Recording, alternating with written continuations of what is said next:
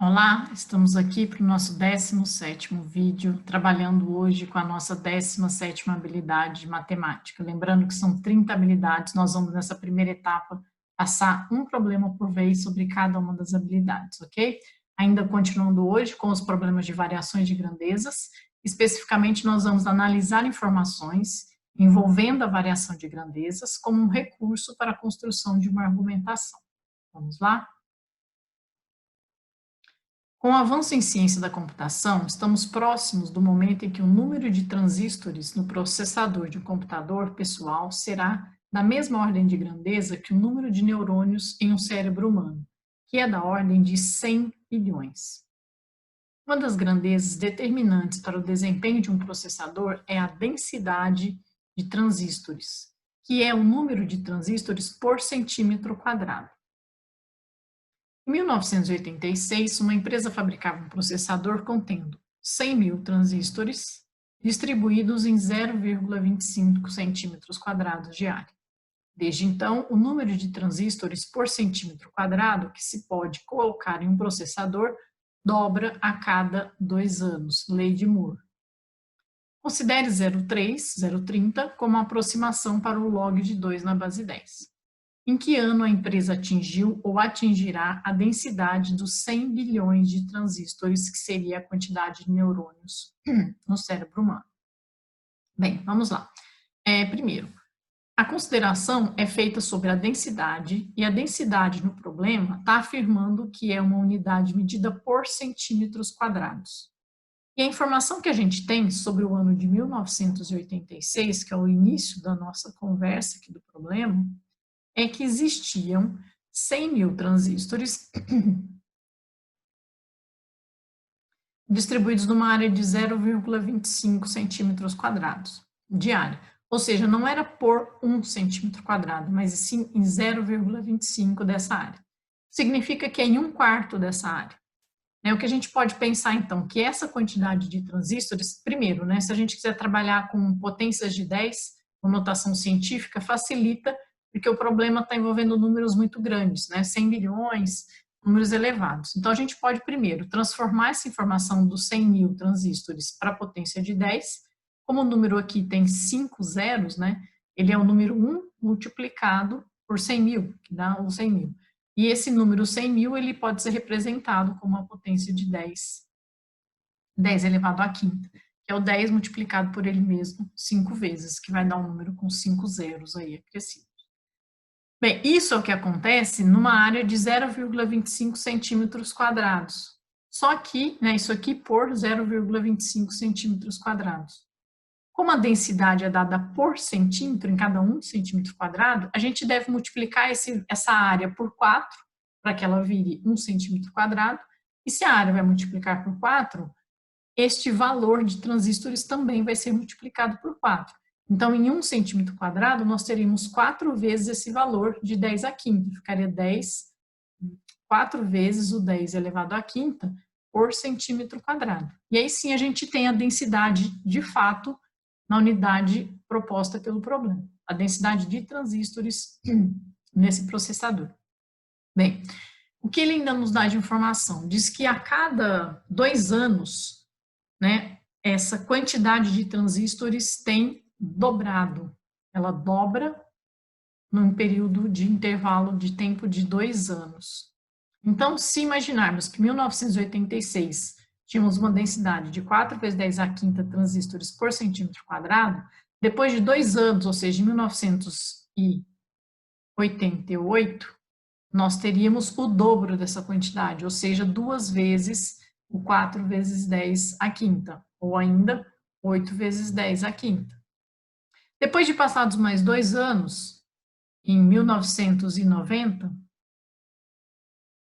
nós teríamos dobrado novamente essa quantidade. Dobrar o 8 vezes 10 à quinta e passaríamos para 16 vezes 10 à quinta. E assim, tem-se um padrão estabelecido nesse crescimento da densidade de transistores nos processadores. O que o problema propõe? Em que ano, quando é que vai acontecer de se chegar nessa quantidade de 100 bilhões de transistores? Então, a ideia é que essa sequência vá crescendo até você chegar naquela quantidade. que seria aquela representação dos 100 bilhões? Seriam 100 vezes 1 bilhão. 1 bilhão é a potência de 10 elevado à nona, né, porque o 1000 é o 10 à terceira, o milhão é 10 à sexta, o bilhão é 10 elevado à nona, né? Cada classe de unidades dessa aí multiplicada por 1000. Então, 100 bilhões é 100 vezes 10 elevado à nona. O 100 é a potência 10 elevado ao quadrado. Multiplicando o 10 elevado à nona, eu posso escrever isso como 10 elevado a 11, a 11ª potência de transistores por centímetro quadrado. Isso num determinado tempo que nós não sabemos quando é que vai acontecer. Essa é a ideia do problema, saber em que ano que isso vai acontecer. O que a gente precisa fazer? Definir uma lei, né, que traduza esse comportamento que está ocorrendo aqui, que a gente percebe que é dobrar, dobrar, dobrar, dobrar. A gente pode ficar fazendo tentativas aqui? Até pode, ver quando é que isso vai acontecer. Pode ser que esse valor não seja exato, pode ser que seja aproximado. Então, a ideia é a gente tentar montar a função que traduza todo esse comportamento e aí a gente resolver o processo de acordo com a função montada. Lembrando que o problema aqui é esse, né? A nossa habilidade de analisar as informações, nós estamos lendo o problema, analisando todas as informações, fazendo as transformações necessárias e avaliar a variação dessas grandezas. Então, a variação da grandeza, na matemática, as variações entre grandezas são traduzidas por uma função. A função é a relação de variação entre grandezas. E aqui dá para a gente perceber que existe uma variação do número de transistores em função do tempo. E como que é essa variação? O problema está dizendo, ela dobra a cada intervalo de tempo de 2 anos. A cada 2 anos eu dobro a quantidade. Então, a quantidade X que eu tenho, depois de 2 anos, ela vai dobrar, 2x. Depois de 2 anos, ela dobra de novo, ela dobra o que já havia sido dobrado. Depois ela dobra o já dobrado do dobrado. Quando você faz multiplicações de valores iguais na matemática, isso pode ser traduzido por uma potenciação. Então, a ideia aqui é que você vai montar uma expressão que vai envolver uma potência. Só que na nossa potência, nesse caso, a gente conhece a base, porque a base é sempre multiplicar por 2, só que a gente não sabe quantas vezes esse processo vai se repetir.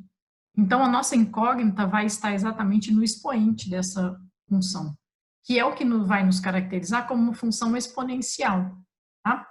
Como que a gente pode imaginar? Existe uma quantidade inicial, uma densidade inicial aqui de transistores, que era 4 vezes 10 à quinta, e essa quantidade ela vai sendo multiplicada por 2. Então, eu vou dizer que essa é uma quantidade inicial, que vai ser multiplicada por 2, e quantas vezes vai ser multiplicada por 2? T vezes. E essa multiplicação de coisas iguais é o que a gente entende na matemática como uma potenciação, tá? Atenção que esse T, que eu estou denominando aqui, é importante quando você monta a sua função, você cria as variáveis desde que você compreenda o que você está fazendo. Esse T eu estou denominando como o tempo necessário para que ocorra a duplicação da quantidade da densidade dos transistores. Né? Eu estou multiplicando por um 2, por um 2, por um 2, depois de um determinado tempo. E eu sei que esse tempo é de 2 anos. Então, na verdade, cada T, para mim aqui nesse cálculo, significa que o tempo passou 2 anos. Isso é importante você ter consciência, porque no final você vai ter que interpretar esse T que você vai encontrar lá no final, tá? Então, atenção que esse T para mim aqui é o tempo que leva para que dobre, né? Vamos identificar aqui. O T é o meu tempo para dobrar a densidade.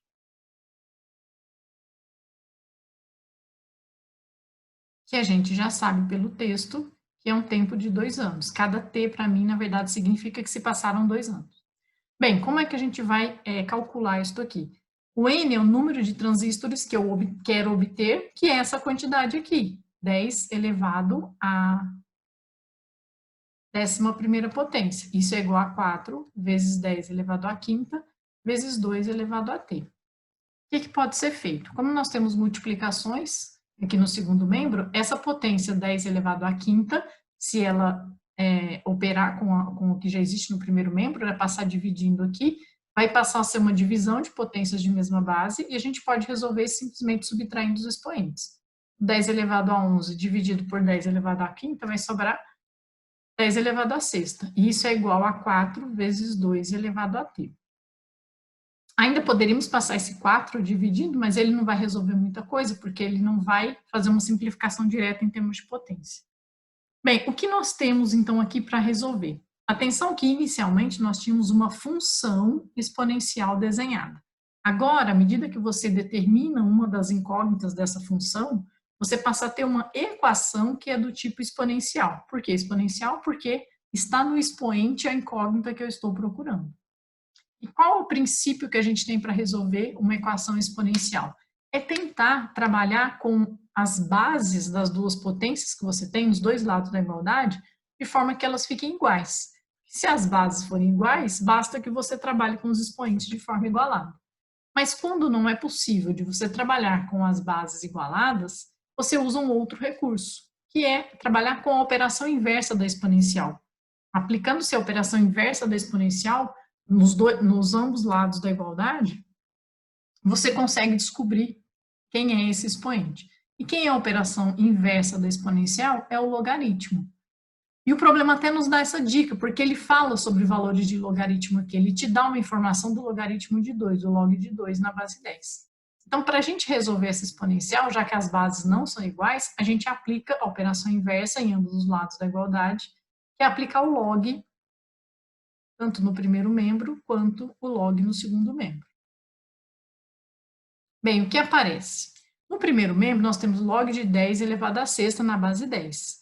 Pela propriedade dos logaritmos do expoente, esse expoente 6 vai passar a multiplicar 6 vezes o log de 10 na base 10.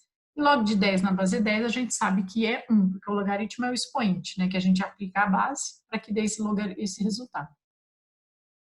No segundo membro, a gente tem, já a gente coloca o resultado aqui do primeiro membro. No segundo membro, nós temos o log de um produto.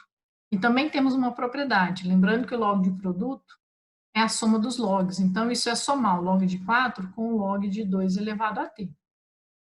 O que vai desencadear ainda aqui uma aplicação, de novo, da propriedade de que eu tenho um log de uma potência. Então, no primeiro membro, eu tenho 6 vezes log de 10 na base 10, log de 10 na base 10 vale 1, então isso aqui vai dar 6. O log de 4, a gente pode pensar na fatoração. O 4 é 2 elevado ao quadrado. Por que é interessante eu pensar nesse log de 4 como 2 ao quadrado? Porque o exercício me deu a informação do que é o log de 2. E aí eu consigo trabalhar com isso. Tá? Vou até repetir aqui, porque vai ficar mais organizado. O que a gente pode fazer, então, agora é pensarmos na continuidade aqui da resolução de que log de 2 elevado, log de 2 ao quadrado é 2 vezes o log de 2 pela propriedade, e o log de 2, o exercício já me contou que é 0,3. Lembrando, gente, que toda vez que a gente não escreve a base do logaritmo, a gente está considerando ele na base 10. Então, aquele valor log de 2, eu já sei que é 0,3. E de cá nós vamos ter log de 2 elevado a t, que é, pela propriedade, t vezes o log de 2. Só que, de novo, o log de 2 nós sabemos que é 0,3, substituindo então aqui. O que nós temos? 2 vezes o 0,3 é 0,6, que se subtrai do primeiro membro, 5 menos o 0,6, isso vai dar 5,4. E atenção que nós tínhamos, né, uma equação que era exponencial, que nós não sabíamos o expoente, e ao aplicar o logaritmo nos dois lados da igualdade, você, ao fazer a operação inversa na operação aplicada, é como se você cancelasse uma a outra. E você passou a ter uma equação que deixou de ser exponencial. E agora o 0,3 vai passar dividindo, nós vamos ter 5,4 dividido por 0,3. Essa conta, simplificando aqui, dá para a gente já tirar a casa decimal, 5 por 3 vai dar 1, sobra 2, 3 vezes 8, 24. Vai dar um tempo de 18. O que é esse tempo de 18? Cuidado agora na interpretação, isso não significa que são 18 anos, significa que são 18 tempos para dobrar a densidade. Cada tempo desse meu para dobrar a densidade eram de 2 anos. Então, se eu vou ter que, esse processo de dobrar, vai se repetir 18 vezes, é porque isso vai acontecer num período de 36 anos, porque para cada uma vez que eu dobro, 2 anos, para cada uma vez, 2 anos. Então, essa quantidade de tempo significa a quantidade de vezes em que eu vou dobrar a minha densidade. Isso significa, coincidentemente, né, porque o tempo para se dobrar é de 2 anos, nós vamos ter um total aqui de 36 anos se passando. E aí, como foi em 1986 a informação inicial, a partir dela, nós vamos somar mais 36 anos, que é o tempo que vai ter que se passar para que ocorra 18 vezes esse processo de dobrar a quantidade. E somando isso aqui, nós vamos ter o tempo o ano, né, de 2022, que é a nossa alternativa C, ok? Então, trabalhando aí a nossa habilidade de avaliar as informações todas apresentadas, resolver esse problema, construindo o argumento. Qual era o argumento? Esse tempo que eu ia gastar para chegar nessa quantidade de transistores aí pedido pelo problema. Certo? Obrigado, espero ter ajudado vocês. Curta a nossa página, nos acompanhe, que amanhã tem mais. Um abraço.